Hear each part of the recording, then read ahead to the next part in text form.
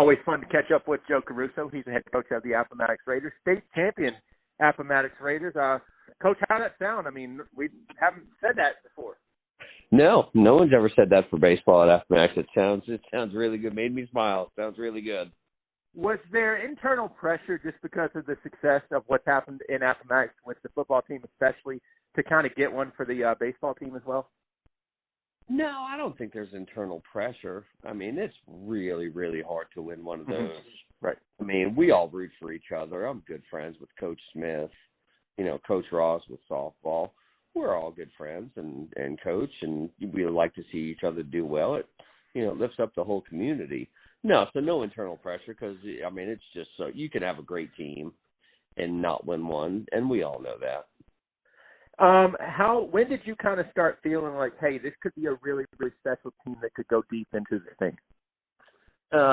Well, probably about 8 years ago. This team has played together for a long time. We're a smaller community, so the kids grow up playing together, and this group had been to the Dixie Youth World Series a couple times, and you just saw, a natural progression with them going on and on. So you knew it could be special. You don't know if it's ever going to happen, but you knew you had a special group of kids for sure.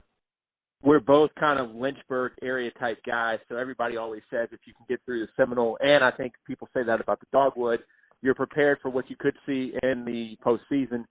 Do you feel that is an accurate statement with this group?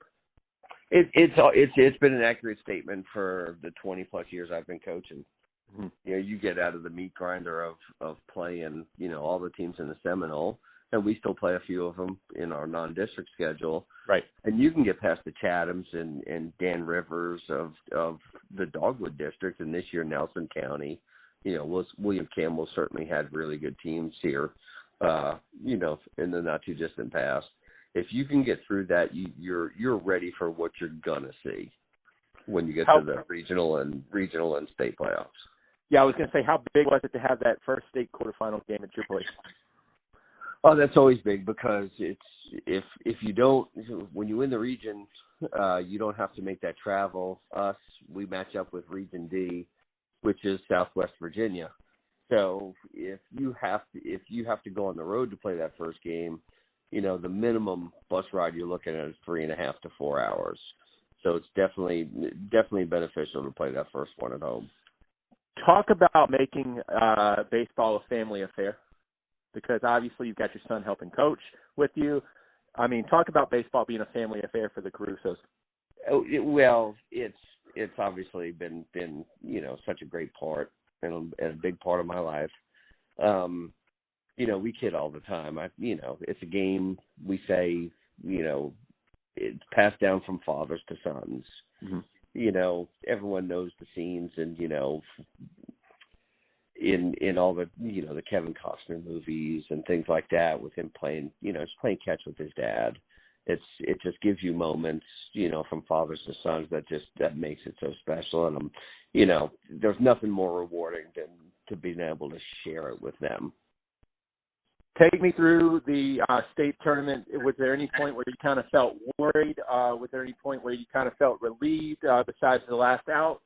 Kind of take me through that state tournament, any turning points or whatnot happened for you guys? Was there a turning point where I was worried? The entire tournament, first game, we're playing Gate City. And we're at home. We feel like we've got a big advantage. We feel like we're really strong, obviously, after the season we have, but we find ourselves down 3-2 in the fifth inning. They played really well. So yeah, there's some nerves. There's nerves, but confidence and there's a calmness there through that game. And we come back, take the lead, and put that one away. And then the trip up to Salem, you play a Stewart's draft team that's been really hot and come on really strong at the end of the season. That had some talent. Their guy spins just a gem at us. He commands 3 pitches, which you don't see a lot of high school pitchers do. Throws strikes and keeps us in check. Their catcher keeps our running game in check. We rely on that a whole lot. And then our guy, Hunter Garrett, just goes out there and not just matches and betters them, throws a complete game, shutout, which is absolutely needed because it's 1-0. And then you turn around and face John Battle in the semis, and that's a close game the whole way through. So yeah, there was, I don't know if there are points of relief until after it's done. But I tell you what, they kept you on the edge of your seats. I don't know if there was a turning point. If there was a turning point, it probably came in the regional tournament, coming back against Chatham. Mm-hmm. Chatham's as good as any team in the state. Coming back against them, in the last inning like we did, I think if anything, that was probably the turning point. What did you say to the kids before each game? Was it kind of like a hey, we haven't been here before, enjoy the experience, but you don't want them to get tight, and you've never been here to this deep of a point either. So, what was kind of the message going into each game? Yeah, we've had a bunch of teams in the recent, in our recent history that have gone to the state tournament. Mm-hmm. We've bounced in the quarterfinals a couple of years, and of course before this, the last 2 years before that. Only the region champ went to the state championship in 21, and then the year before that was the COVID year. So, but we were there in 2019 and 2018. So we've had some teams there. Mm-hmm. So I've had some experience there. What you try and tell the kids is, yes, enjoy it. There's going to be nerves. That's going to be natural. But our kind of mantra was it in talking to some, other coaches have been through it. So you talk to them. I'll give Billy Catron, who's now at Hampton Sydney, some props because, when we talked about it, he said, he learned through his teams and his experience through it that when you go into these tournaments, there's a lot of pressure. There's going to be something that happens that you weren't expecting or you don't like or that's bad. And what's going to determine the outcome is how you react to it. So we kind of, we just played on that and said, listen, it's our reaction to whatever happens that's going to determine the outcomes for us. And sure enough, the kids are smart enough. They realized they kept their composure. I mean, even in a tight game at John Battle, they have bases loaded and nobody out. I go to make a mound visit and call the infield in, and they played with such a composure and a calmness that it's not expected out of high school kids. That's really probably the most impressive thing that I saw all season. How different was the experience when you get to that Saturday state championship game for you? For me, there's such an anticipation. You have nerves, and my nerves are, I know how hard it's because I know how hard the kids have worked for it. I know how much it means to them. I had such a good group of seniors this year that you just want it so bad for them. So it's just trying to, okay, let's maintain composure. Let's go out and, let them, I don't want to add any more pressure to them. Right. I want them to go out and play as relaxed as they can. And they wound up doing that. I mean, they were just fantastic. They really were. Do you think it was hard to get your group to relax from after the last out on Friday to the first pitch on Saturday? Well, we went home. Okay. We were playing at 10 o'clock on Friday, and we knew the championship game wasn't till 1 o'clock the following day. So while we stayed up in Salem on Thursday night because of the early start time. After the game Friday, let them unwind. We watched a little bit of the next semifinal right after us, and then we take the bus back so they can kind of go sleep in their own beds and try to go about their normal routines, and then the next day get up and make the trip back. So it was, I didn't feel like I had to control anything. I mean, it's just an exciting, fun time for them. They had been, once they win the semifinal, they're more successful than any team we've had in school history. So it was, I came home and I just tried to unwind. I, just went and sat in the pool for a little while and just try to unwind a little bit to get ready for the next day. And I think most of our guys did that. They're really good, they're just going home to get rest, and they knew what was at stake. Is it nerve-wracking having to keep control of 15, 16, 17-year-old kids in a hotel room? No, we went up. We practiced. You see, we only stayed. We tried to limit Right. the amount of idle time that Right. they had. So we went up. We practiced at Appomattox Thursday afternoon. So our bus did not leave. It did not leave till about 6:30. We were up in Salem by about 8:30 or so, and had them check in their rooms. And then at 9 o'clock we had dinner, and then sent them back upstairs. And an hour later we were doing room checks, making sure everyone was good. But this group knew what they wanted to do, and they didn't want anything taken away from that. So they were all in their. They were pretty much all in their rooms. Most of them were actually in bed by the time we did the room checks. So the decision to come back was easy in your place on Friday to Saturday. I mean, if they had told you to stay, but you didn't want to stay. I guess is where I'm getting at. You didn't want to stay up there Friday night. No, let them get home, because your game Yep. is, you get your kids at home at 4 or 5 o'clock in the afternoon, and let them enjoy the rest of their days, and let it be, give them a routine or something that they're kind of comfortable with, just to stay in their routine. And I think that was a no-brainer. I think our softball team stayed up there. I think each team's different. Our kids, I think the decision was easy. Just come back home, relax, and go back up there the next day. Is bus flag a legit thing? I don't think up to Salem it is. Okay. That's an hour and a half. I think having to go down to Southwest Virginia, to Bristol and Lebanon and places we've had to go, and we've had to go to Nandua before, out on the Eastern Shore. Right. Those are 4 or 5 hour trips. So absolutely, you're sitting there on a bus. You can't help but get stiff and stale, I guess. And correct me if I'm wrong. When you get to the state, you're riding a charter, correct? We didn't. Okay. So well, there's my point. You can help make it a little bit. You don't have as much room on the school bus to stretch out. Now, baseball is different from a football or basketball sports where everybody could probably almost have their own seat if they wanted to.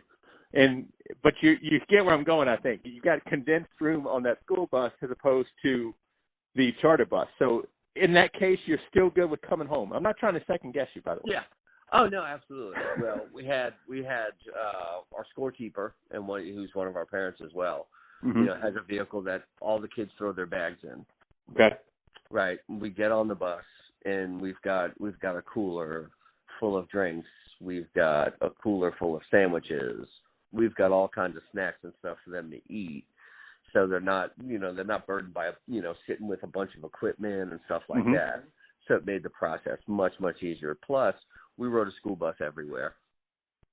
So when we, the last few times I've ridden a charter bus with our group, we've come home with losses in the state tournament. So maybe there's some superstition in there, but it was, hey, let's, it's one less thing to burden on, us trying to go out and find a charter and everything. It's just, let's keep everything as it is. It's sort of a routine for us to ride it. So that's really why we did it. So if a coach asked you about school bus versus charter bus, sleeping in a hotel or sleeping in their own bed, you're obviously going to be the wave the flag for the school bus and sleep in your own bed. Yeah. Well, if I have to go 4 hours, we're going to ride it. We're going to get a charter bus. Right. I get it. We want to keep the kids as relaxed as possible. And really, it's just about, what do you think's best for your team? I don't, what benefits were our guys going to get by staying up versus coming home? Coming home, sleep in your own bed, mom's cooking, or, you do your normal routine, or do you stay in a hotel where you're thinking about all the pressure that's going to be involved in the game tomorrow? So I think it was just better for us to do the way we did it. So, and of course, this way Bob's superstition plays in too. Well, yeah. I mean, you got to eat your chicken at a certain time and things like that. It's not. I don't think it's that much, but I mean, obviously, like softball did it different from us. They went up Friday morning and they stayed all day. Right. And obviously it worked for them. So it's just I think it was trying to just read our own team. Right. And I think our own guys were comfortable with it. And you make a good point, because if you get guys out of their routine, that's sometimes when they can, pardon my language, that's when they can freak out a little bit. Well, so, this is different. This is different. Right. This is something else. When all you want them to do is go out and play their normal game. Right. So you don't want to add pressure. Go ahead. I'm sorry. Didn't want to add any other pressures. Were there any major differences that you were worried about that could take them out of their normal game? I mean, spring sports state championships are a lot different from fall sports, obviously. But, I mean, I don't think they do. Did they do sportsmanship creed for you guys and stuff like that? Absolutely. Okay. Absolutely. But, I mean, we're really good at that anyway. Right. The whole sportsmanship thing.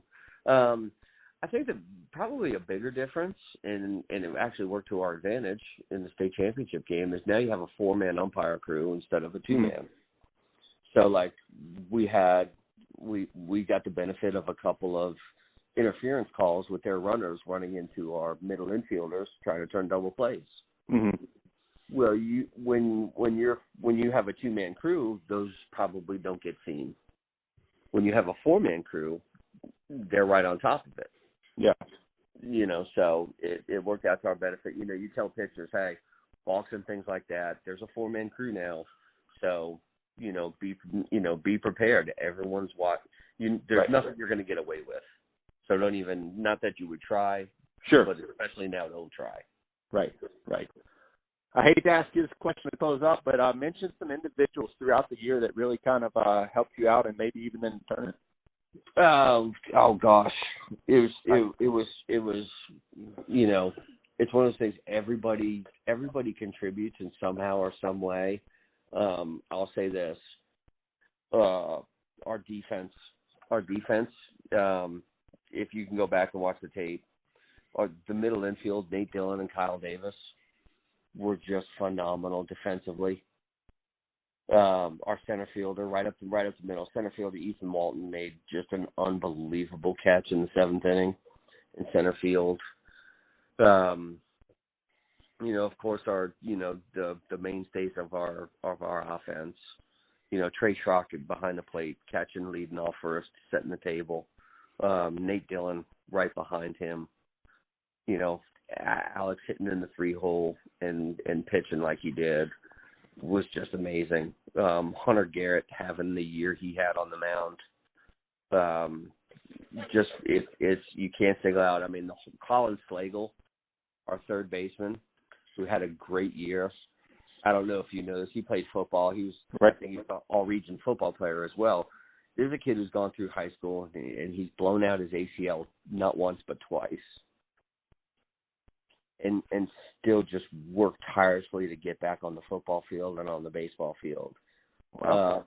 Well, after the season this year, he was playing with a broken collarbone and a torn labrum, and just sparkled at third base and just tough as nails. So afterwards, we didn't know this. So after the final game, the state championship game, we find out. I said, Colin, when did this happen? He said, oh, yeah, it happened against Radford. I thought for a second, I was like, we didn't? I said, we didn't play Radford. He said, no, Radford in football. Back in football season, what happened. And he played through that. I mean, the defensive play, Mendix Wilhoit makes in the outfield, throwing a runner out, on a single the other day. Jake Maynor, our defensive outfield with Jake Maynor and Mannix and Ethan Walton and Alex is just really, really special. I mean, so there's too many guys who did wonderful things and standout performances to just name a few of them. I know coaches hate that question, by the way. I know they do. Yeah. So final thing. We'll bring you on to talk about the Yankees at some point, the greatest franchise in the history of professional sports. But because I know you're a Yankees fan, so yeah. Absolutely. I got to balance everybody? Everybody? Well, no. Unfortunately, I've met too many Red Sox fans, so that's why I've got to get you back to do that. And full disclosure, I do text Coach Caruso every now and then with some baseball trivia questions. Plays along great, really smart guy. Winning the state title, does it affect your future at any point in terms of, hey, I've already got one? Does it make you just as hungry to want to keep coaching at any level? Blah, blah, blah. What do you think? it make you hungry? I don't know, because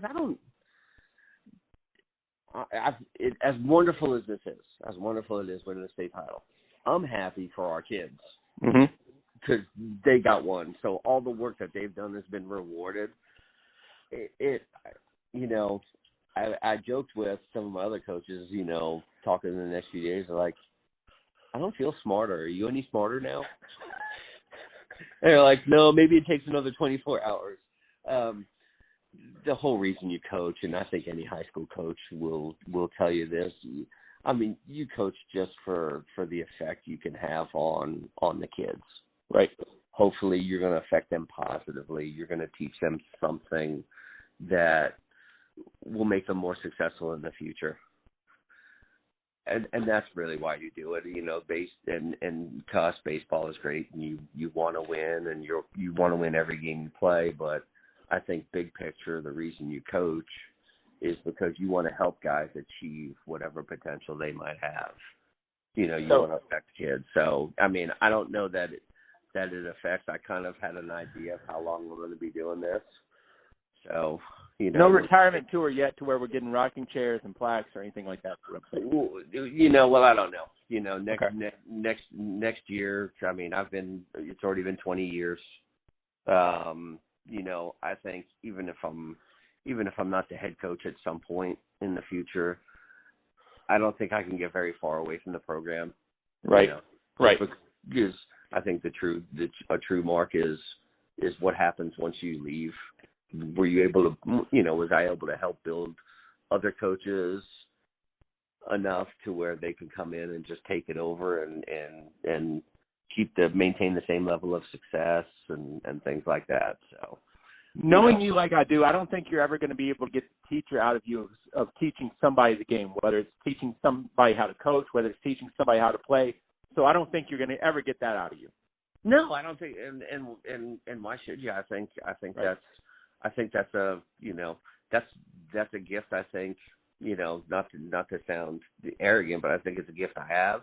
Right. So, share it, and share as much of it as you can, and help other people share it. And, like Alex would say to me all the time over on the field, how could you not be romantic about baseball? It's right. that thing that you get to pass down. So, yeah, I don't think that'll ever leave me. I'll be, rather than sitting here and yelling at the Yankees for moves they're making, I get to actually help our kids with it. Yeah, and I was going to say, I got nothing for you, so I can't give you like a job or an extra income or anything like that. So I can't give you anything aside from coming to talk to me about the Yankees. So I'm not trying to. There's nothing wrong with that. No, I mean, I don't think. Well, I mean, some people would say talking to me. There are a lot of things wrong with that, but I can't obviously push you out. I'm not pushing you out the door. So keep going as long as you can. And while we're on the topic, you brought up the New York Yankees. If you had a magic wand and could fix one thing, or take away one thing, or do whatever, what do you want to take away right now with the Yankees, or fix? What do you want to take away or fix? Oh my gosh, the best record in baseball. Well, I mean, you've got a potential MVP candidate that's unsigned after this year. Anybody would tell you that's number one. You'd want the bullpen has been as good as it's been. You'd want a little health to return there, I guess. And you'd probably like to see some consistency out of some of the guys like Gallo, Hicks. That group. I'd love to see Gleyber Torres play like Gleyber Torres can. Right. I think that would be phenomenal for them. But I think your biggest thing right now, get Aroldis Chapman back to where he was. Because if you can get the feeling like the Yankees teams of the late '90s, early 2000s when Rivera comes in the game, that's awful. That's an awful nice crutch to have. We were so spoiled during that time frame, though. Yes, absolutely. I don't think people understand that. I think they do a really good job of kind of managing, their usage and stuff to make sure they don't get tired. You want them to stay healthy. I think that's the bigger thing. Because the pitching performances they've got have been amazing.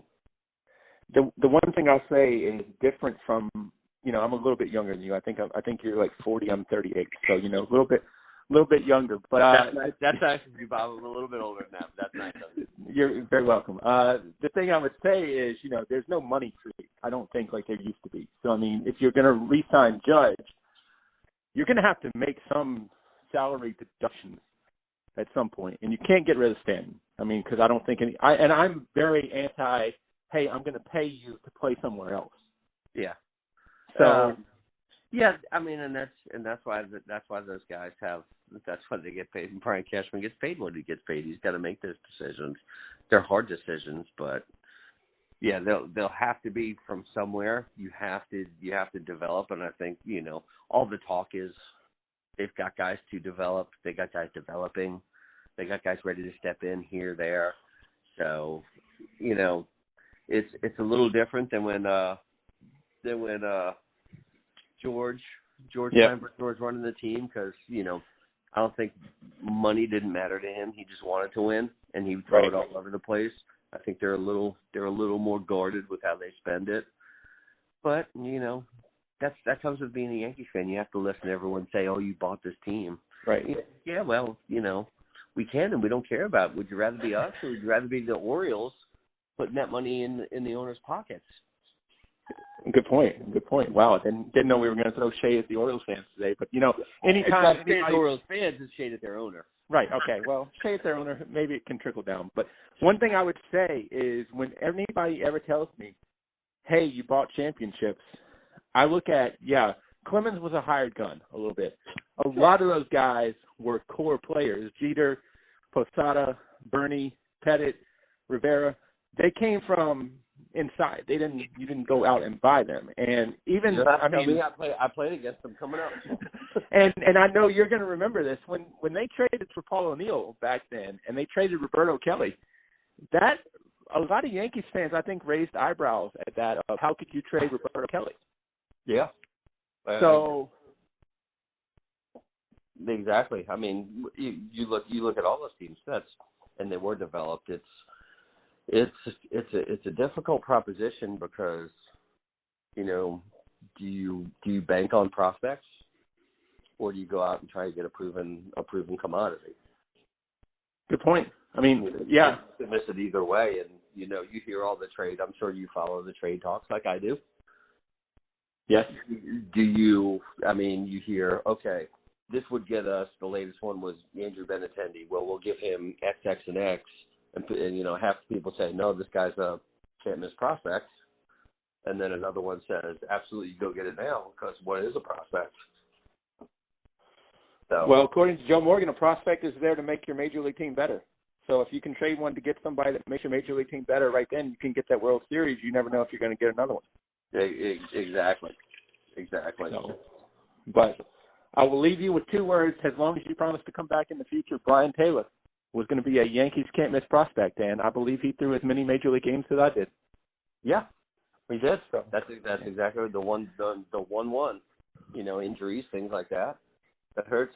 So I think Yankee fans have been spoiled, and people love to pile on the Yankees that they haven't won one since 2009. But man, it's really hard. It's really hard. I mean, and I don't mean to make fun of this, but you think how hard it is to win a state championship. It's just as tough, if not tougher, to win a world championship. Absolutely. So yeah. That's what I would tell folks. That you finally did it. You finally became a good enough coach to win one. I'm the same coach now I was 5 years ago, 10 years ago. Hopefully I've learned more and become better.